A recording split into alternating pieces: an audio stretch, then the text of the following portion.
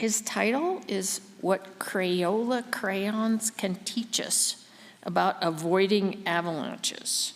So pleased to introduce you all to Dallas Glass. Welcome.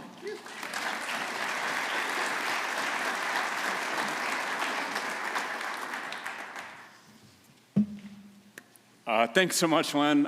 Way more of an introduction than I really needed. You could have just gone with, this kid's name is Dallas, he's an Alabama bumpkin, but he thinks way too much about snow. So I'd like to thank Maddie and the whole group here, the WYSAW Steering Committee, Teton County Search and Rescue, for having me. I feel incredibly honored to get to come spend some time seeing old friends. Having breakfast with Lynn this morning is like a highlight for me. But also getting to meet a lot of new people here in the Teton community. So thanks for having me. Maddie, hats off to lining up all these talks, like Duncan's conversation on scale, and then Liz's conversation on the conceptual model. Like, it just is like setting me up for this, so I really appreciate that. My only real question about all the talks today, Maddie, is like, did you really need to get somebody from like Texas and Alabama to talk to folks in Wyoming about snow? I feel like we could do somebody who's got some more background. But anyway, we're gonna talk about the 9 avalanche problems. And this is one of those things that I've spent a lot of time thinking about. Last night at the social, I was talking to another avalanche forecaster who's here from the Payette Center.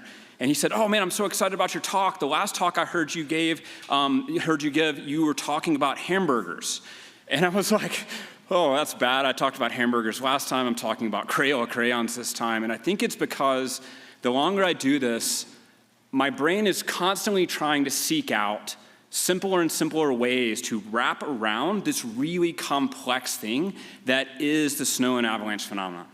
So please forgive me if I really wind up trying to find something that I can grab at, like crayons. Honestly, if I had it my way, maybe each of you would have a Crayola crayon pack in your seats. We'd have some construction paper, and maybe we'd even spend the next half hour coloring to think about this. But we'll talk instead. So this presentation is the culmination of lots of conversations with other avalanche forecasters, with other avalanche professionals.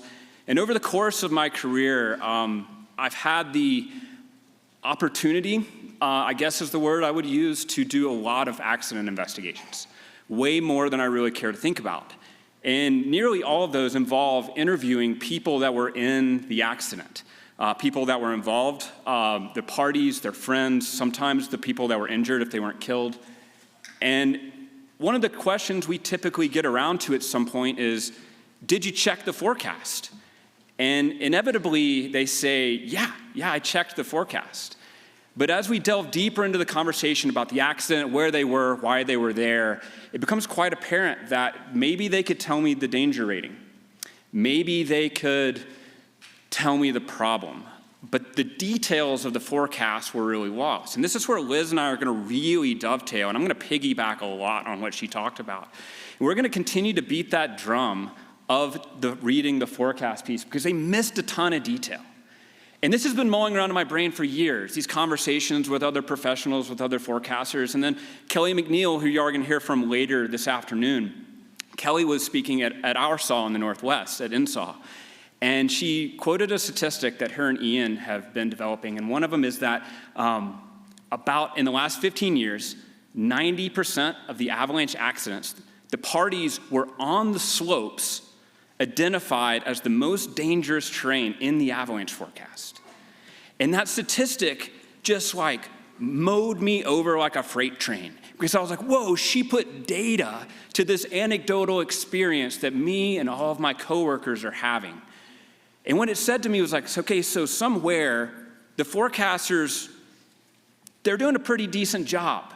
They're getting it right. Now, we may not be communicating really well, and that's a whole nother conversation, but at least at the nuts and bolts, we're getting it right. Somewhere, though, there's a disconnect. And so how can we begin to draw in, how can we shrink that disconnect? Fortunately, there's some really smart people out there like Kelly and Ian who are researching this, the people up at Simon Fraser up in Canada. But what can we do with the tools we have right now? I would bet that if I asked this room, you would all agree with me that not all moderate days are the same. This is the February avalanche forecast from the Teton Range here last winter. And you can look and you can go, wow, there's lots of yellows in that calendar. There's lots of oranges in that calendar. And you know, and just like Liz pointed out, these things are very, very, very, very different days. Not all moderate days are the same. And to some extent, those 9 avalanche problems that we talk about, communicate with, and use begin to help us put some details behind why each of these moderate days isn't the same. Now, I'm not actually here to tell you about each of these 9 problems. I'm not going to walk through them one by one and explain them to you. When we asked earlier, nearly everyone in this room raised their hand that you'd had a level 1.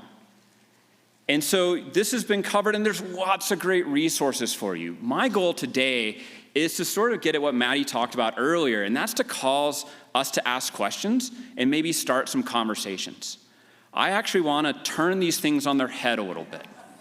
Take a different perspective of how we view these 9 avalanche problems as we go into this winter. And as we take this different perspective on the problems, maybe we can utilize them a little bit differently than we have in the past to meet our objectives, which as Lynn just put it, is like, I want to go play in the snow.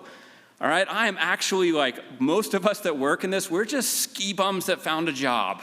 All right, so like, I just want to go outside and play, but how can I do this and still come home safely? To do that, we're going to kind of try to set you up with 4 key pieces. Number 1, we're going to talk about how avalanche problems really exist more on a spectrum. And within this spectrum, there's lots and lots and lots of nuanced variation. Tons of variation, so much so that we can't quite encapsulate it. Because of all this because of the spectrum, because of this nuanced variation, we want to make sure when we go out, we're selecting appropriate observational tools that help us better understand what we're dealing with on this current day. And ultimately, we want to make sure that we are selecting appropriate terrain. I remember talking to a guy who'd spent a lot of time building into me, this guy Colin Zacharias. He's from up in Canada. And Colin used to say the first thing he would ask a heli operation was, show me your run list. I want to know where you travel, and I want to know where you didn't travel. And so when, where, and how we travel tells us exactly what we believe about the snowpack, not what we know about the snowpack. To do that, we're going to take 4 steps. We're going to talk about these 9 avalanche problems. We're going to talk about where they came from. Liz sort of set me up with that with the conceptual model. You already have already seen it a little bit, so we're going to bring back that conceptual model of avalanche hazard. That's going to sort of lead us to a really short section on what these things are not. We can use these tools in a lot of different ways, and sometimes we can even make the hammer smash the screw into the piece of wood, but that is not what the hammer is designed to do. So what are these things not? We're going to, again, sort of pull back that curtain that Liz started to uncover a little earlier. We're going to pull it back further on how we as forecasters, when we're talking about avalanche problems, when we're putting them into the forecast, how we're utilizing these things, how we're thinking about them, and some of the concepts behind our mentality. And then we're going to leave you with 3 basic things that you can do this winter to better utilize this information. Hopefully, this spurs those conversations. Hopefully it spurs a few questions in your brain, maybe for us in this auditorium, or maybe for me at lunch or over a beer later this afternoon. So let's jump in. Where did these 9 avalanche problems come from? Now, you'd be totally forgiven for forgetting or maybe not even knowing that these things are actually not that old. They've only been around for like barely over a decade in their current state. When I first started forecasting at a ski area down in Tahoe, nobody said, hey, check out the persistence swab. That wasn't part of our vocabulary. We didn't talk like that. We didn't say, oh, today we're dealing with storm swabs. The entire lexicon didn't exist. The concepts did, absolutely. People talked about avalanches, but the way we use these things today is totally new in the grand scheme of things for us. But the fact that these 9 avalanche problems have been nearly universally accepted and utilized across North America speaks, number 1, to the need with which they filled.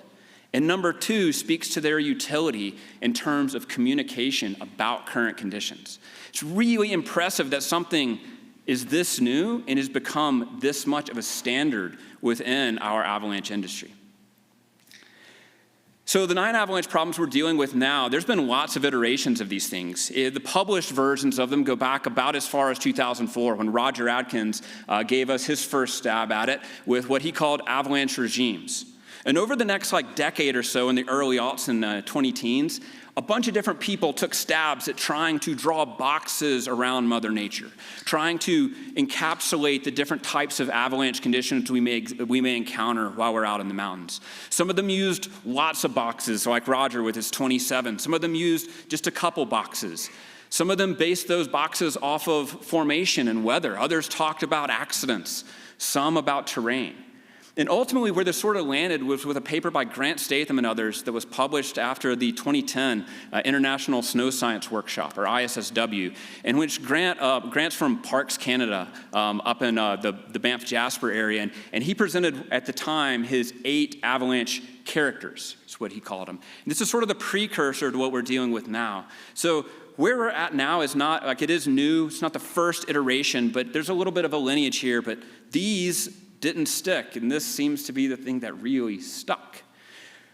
Well, part of what Grant was doing with his 8 avalanche characters, and ultimately the conceptual model of avalanche hazard that Liz pointed out, was he was filling a gap in this avalanche forecasting cycle. And she did a great job of describing that. Basically, when they looked at avalanche professionals, we intuitively jumped through this forecasting cycle. And this is pretty well documented in Grant's paper, The Conceptual Model. But basically, you can look in an avalanche forecasting cycle a lot like this. We take current conditions. We understand those current conditions. We add to that a weather forecast. Current conditions plus weather forecast help me anticipate changes in the snowpack. That leads me to the avalanche hazard. We then can go out there. We can make observations. We can gather details. Those observations help me do 2 things. They help me validate the current forecast. What is correct in this thing? What is wrong in this thing? And they help me calibrate my understanding of current conditions going into the next forecasting cycle. Well, what was so crazy when they looked at this forecasting cycle is that lower right box, anticipate changes in the snowpack. That's where every avalanche forecaster yada, yada, yada'd over their forecasting process. And so Grant and crew presented the conceptual model that Liz showed y'all earlier. And ultimately, the first question that they were asking as part of this cycle was, what type of avalanches do I expect? And the thing that he bumped into that was a little tricky was we didn't have a communication tool to describe that. Everybody was using something a little different. And so to answer the question, what avalanches do I expect, he needed to establish a common vocabulary with which we could have conversations and reach consensus about the hazard that we were dealing with. So he described these avalanche problems, now 9 avalanche problems in Grant's paper, and he says they do a couple things. And again, there's the QR code. Liz beat me to that, but if you didn't get it, I would maybe say if 2 of your WYSAW speakers are suggesting you read this, it's probably pretty good reading, all right? So there it is again.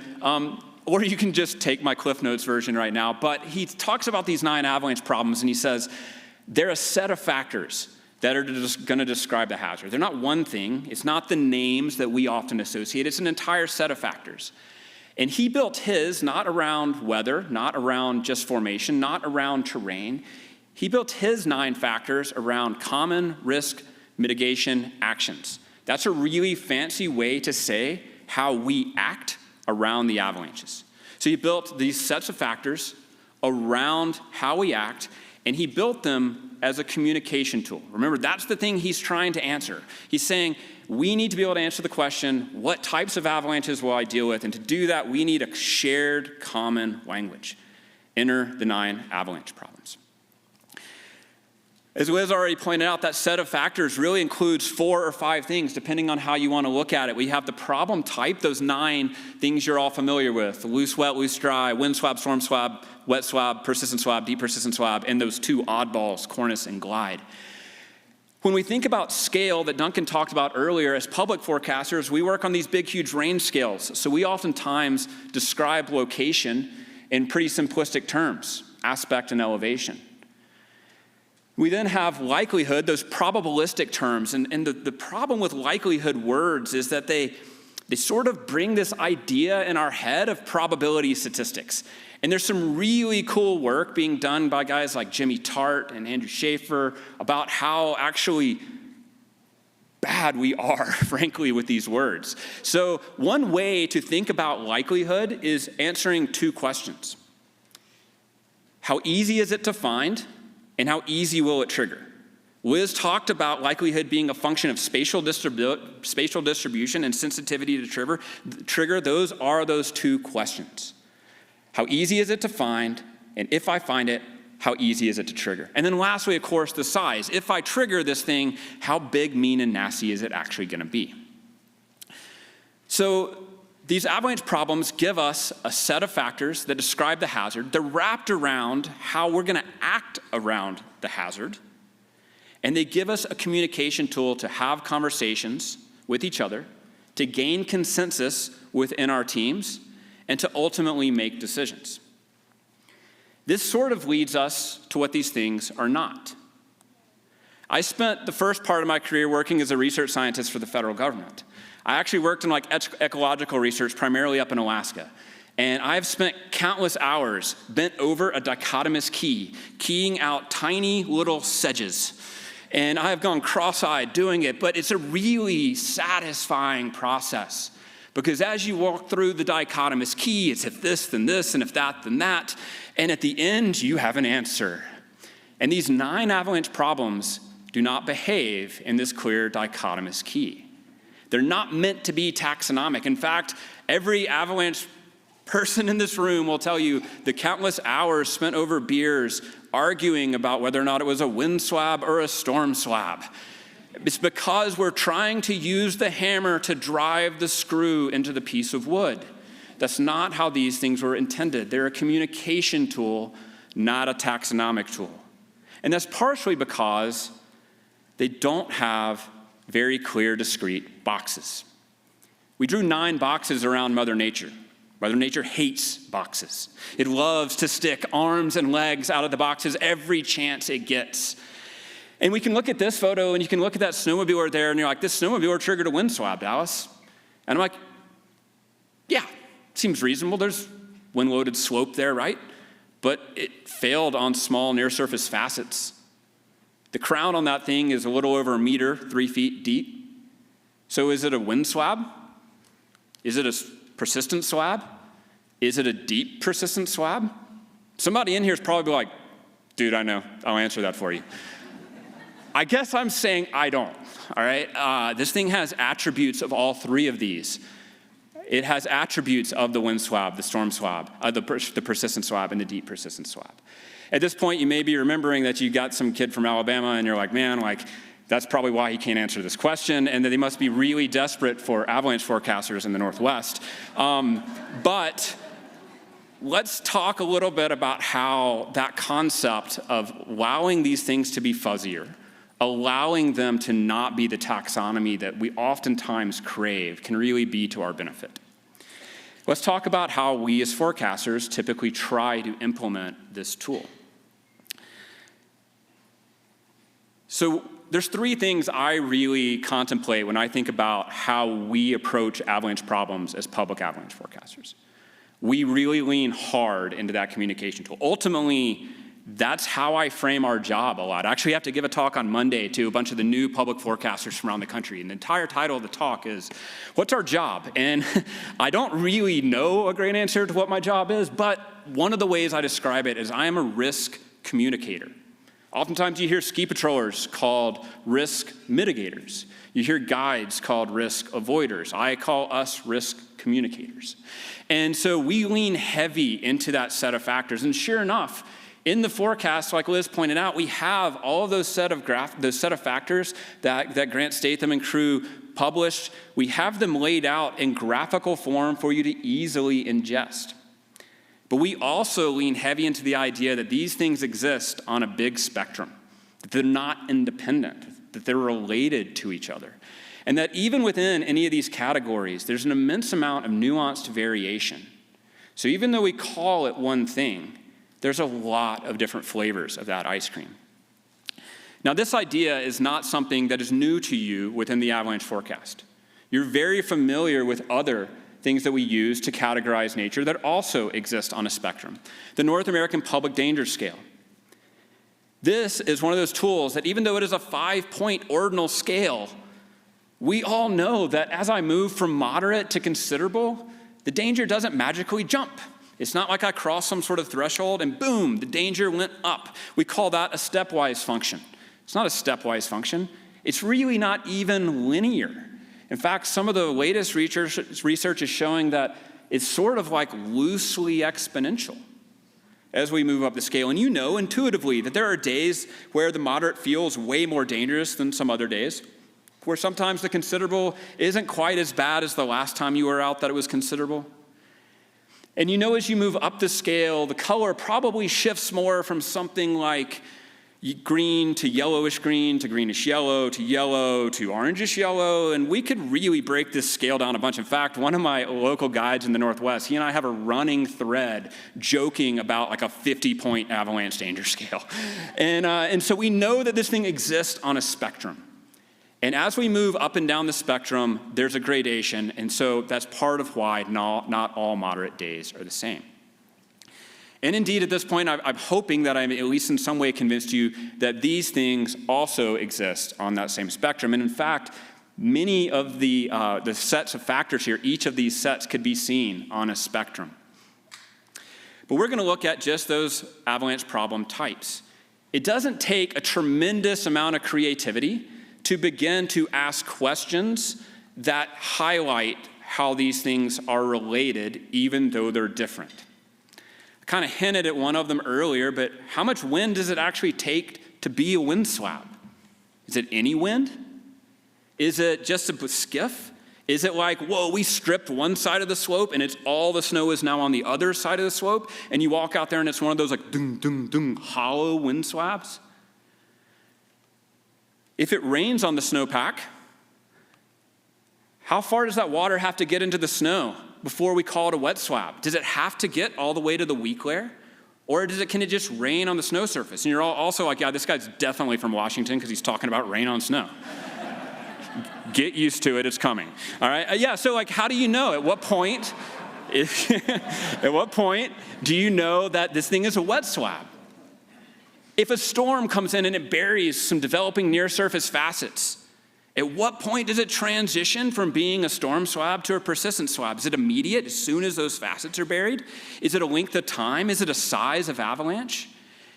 And how deep does a weak layer need to be before we're going to call it a deep persistent swab? And where do I even measure it? And again, some of you may be like, I have an answer for that. And I would say I have opinions on all of these, but they're simply opinions. And really what I'm hoping to do is that these things don't exist in isolation. However, we as forecasters, we're working with an 8-pack of Crayola crayons. Our job every day is to communicate to you the risk in the mountains. It's to draw you a picture of how we visualize the mountains, the snow, and the hazard. And if all you do is you check the forecast and you get the danger rating and maybe you even get those icons of problem, you're getting a very simplistic picture that looks just like this. It's nice, it's pretty, there's some colors, but really it doesn't give you a lot of detail that you probably didn't know anyway. The sky is blue, the grass is green, the sun is bright. Awesome, you got very, very little information about how we see the mountains. And that's partially because we know that color doesn't exist in an 8-pack of Crayola crayons. Color exists on these crazy, beautiful spectrums with almost infinite numbers of combinations. And we can look at some colors and we can all look on one side and we can go, that right there, that is blue. And everybody in this room will agree, that color, that's blue. And we can look at the other side and we can go, that's purple. I know that's purple. And we all agree that that's purple. But in the middle, there's so much going on there. And one of you may look at it and you may go, that's kind of like a purplish blue. And I may look at the same color and I might go, it's a bluish purple. And we can both be right. And we can put these avalanche problems on this spectrum. And I'm just going to use a couple of examples here, but let's take that wind swab, storm swab question that we initiated with. right? We can look at some snowpack conditions, we can look at some avalanches, and we go, that right there, that is a storm swab. It failed on a density change within the new snow, maybe changing grain type, nearly in the absence of wind. It's entirely about the storm snow. That's a storm swab. And we can look and we can go, that's a wind swab. That side of the ridge is stripped bare. That side of the ridge has a hard, hollow wind swab in it. And it is obviously a wind swab. But in between those two is nearly every other storm we experience, where, yeah, there was a change in temperature, and that resulted in a change in density, creating layers within the new snow. The grain type, the crystal type falling out of the sky actually changed as the snow was building up, creating layers. But meanwhile, the wind was blowing, and it was changing speed, direction, duration, and creating other layers. And so the snowpack was so much more complicated. And you may look at it and go, it's a windish storm swab. And I may look at it and go, it's a stormish wind swab. And we're somewhere in that blue to purple transition. We can do it with loose avalanches. We all love those big, deep powder days where it is absolutely cold smoke and you have those slough, those dry, loose avalanches running next to you. And you're like, man, those are loose, dry. I love loose, dry days, right? We all love loose, dry days. And on the opposite end of the spectrum, we have those spring melt freeze cycles where in the morning the snowpack is frozen, in the afternoon it heats up, and now we're getting loose, wet avalanches. But what about that day in the middle where you got 6 inches of new snow and it was cold and now the sun came out and these things start to fall downhill? And the first ones, maybe they're kind of dryish, and the last ones are kind of wettish, and in the middle, they're like, can we get moist, loose avalanches? Can we add a 10th one? So we can find ourselves again in the middle, and it's not just between these obvious ones. It's really even complex between slabs and loose.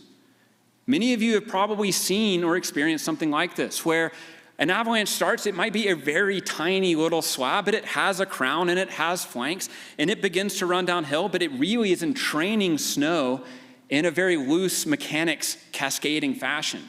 Or maybe it's sort of loose, but there's definitely flanks on this avalanche. How does a loose snow avalanche build flanks?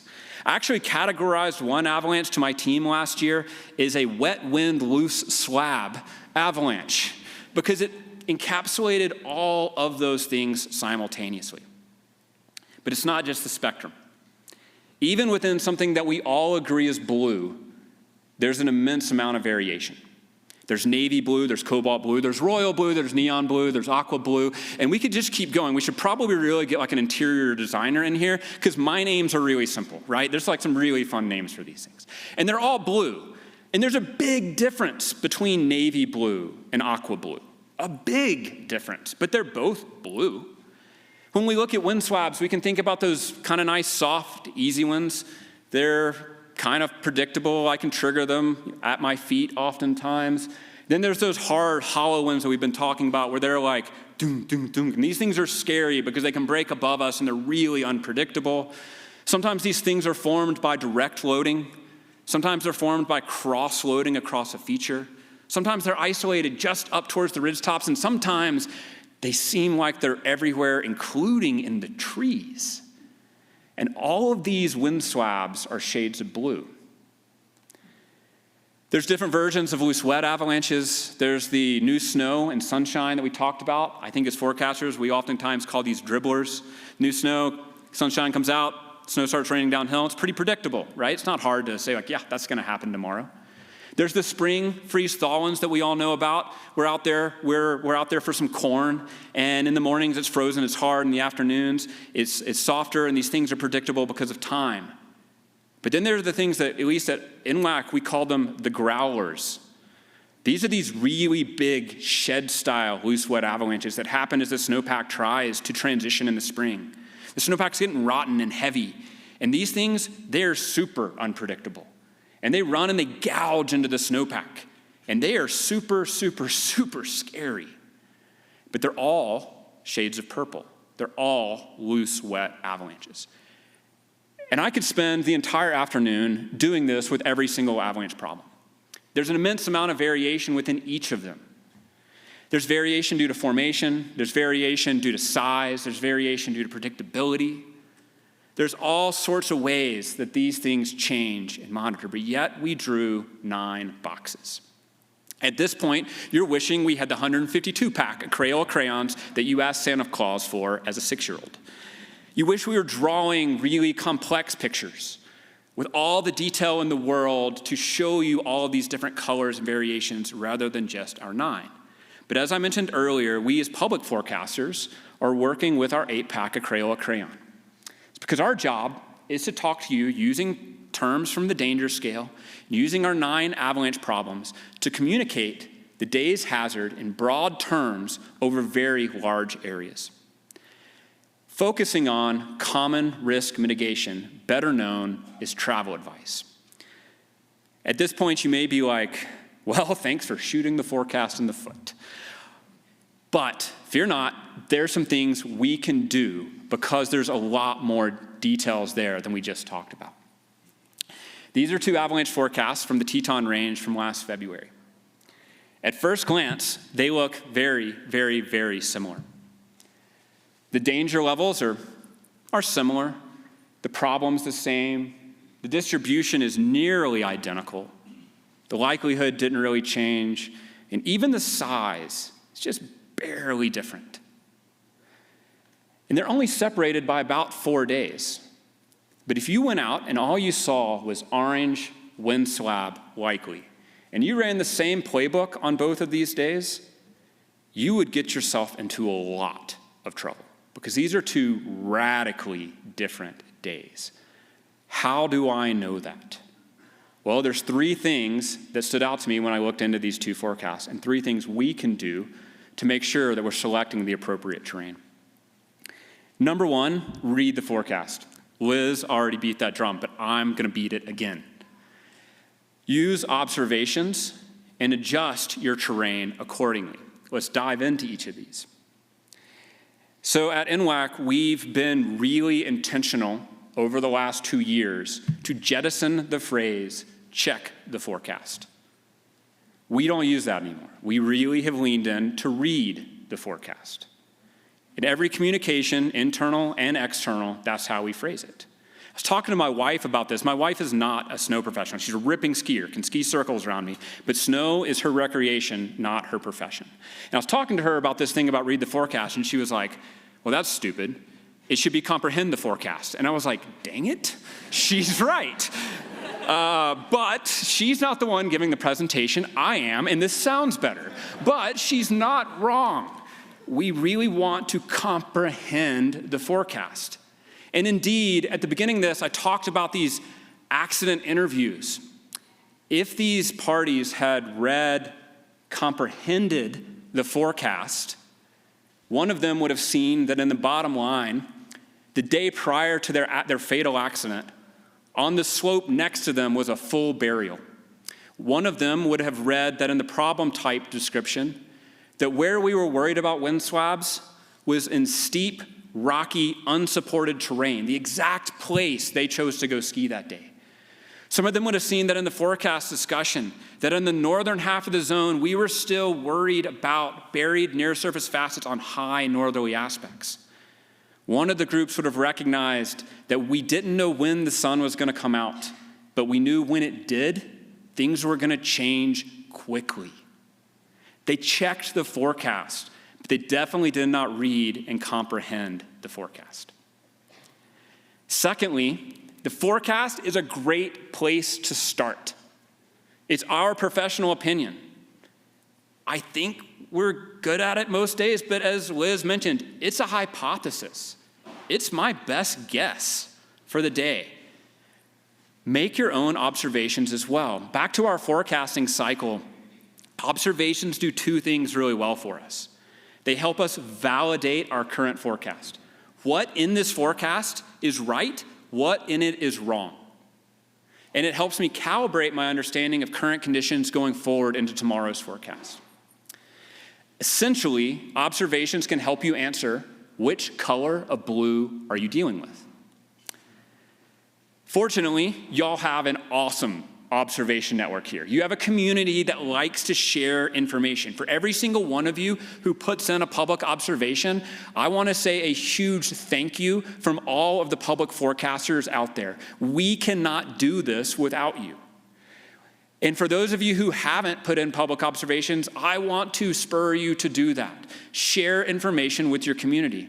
This allows you to check and join other people on their days out riding in the mountains. You can join them up at Togety, and you can join them at Teton Pass, and you can join them in all these other areas, and you get to see what they saw. And you get to answer the questions for yourself. I love that y'all are like, this is the first thing I do in the morning. It's the last thing I do at night. I'm like, yeah, I basically like doom scroll observations, all right? So like, these things are such a huge part for us to be able to understand the forecast. We also want to make our own observations while we're out there. It's really interesting. I've spent a good chunk of my career too in avalanche education, and we all tend to like fixate and lock into the things that we really like to do, the observations we really like to make, and those are great some days and not great others. This is a paper that you can access from the Canadian Avalanche Association. This was published in 2019, and it presents, it's actually an update to an older paper, but it presents a toolbox approach to avalanche observations. It basically says, of all of these observations you can make out there, here are some that are pertinent based on today's conditions. And these observations can help you figure out, am I dealing with navy blue or aqua blue? Am I dealing with bluish purple, or am I dealing with just straight up purple? So we can read and comprehend the forecast. We can check observations. But ultimately, like I mentioned earlier, when, where, and how I travel actually tells me what you believe about the snowpack. A quick example of making sure we adjust terrain. We talked about 3 very basic versions of loose wet avalanches earlier. Those new snow dribblers, those spring melt freeze ones, and then those big nasty growlers. If you were going out for a spring mission and you're like, hey, I'm just gonna go have some fun, it's a beautiful sunny day here in the Tetons, and I'm gonna go out, it's springtime, and they said moderate loose wet, I don't know what that means. I've got tons of experience with moderate loose wet. And you went out thinking you were dealing with those freeze thaw loose wet, but indeed, Frank and his crew here were thinking that you were dealing with those big growlers. You may be putting yourself right in the gun barrel of these things throughout the day, because those are 2 very, very, very different days that require massive adjustments in when, where, and how we travel. So again, these things are a communication tool. They're a way for us to have a conversation. They're a way for us to discuss conditions, to narrow our observations. They encapsulate an entire set of factors. They don't exist in isolation. These things are connected. It's nature. It lives on a box. It doesn't live on a box. It's on a spectrum. And even within any of these individual categories, there's just a tremendous amount of variation. These things are not taxonomic. We can use them to try to describe things, but that's not how they were intended. We can beat the screw with the hammer, but there's a better tool for that job. They're not these clearly defined boxes that avalanche professionals love to argue about over beers late into the night.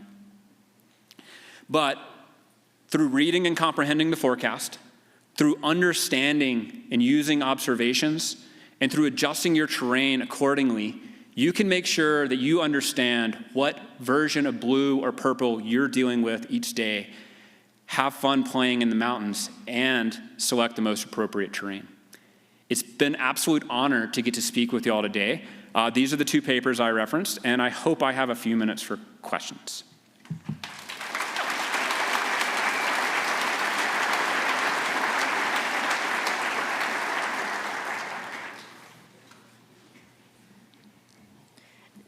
Dallas hopes he has time for questions, but guess what? You don't have time for questions. Find him in the lobby. He's pretty easy to find, and he's pretty fun to talk to. I love the Crayola thing. So anyway, thank you so much, Dallas, and we really appreciate that. I wish we had time for questions. Find me in the lobby. Yeah, but we need to break because we have got a really, what are you doing? I'm stepping in. What are you?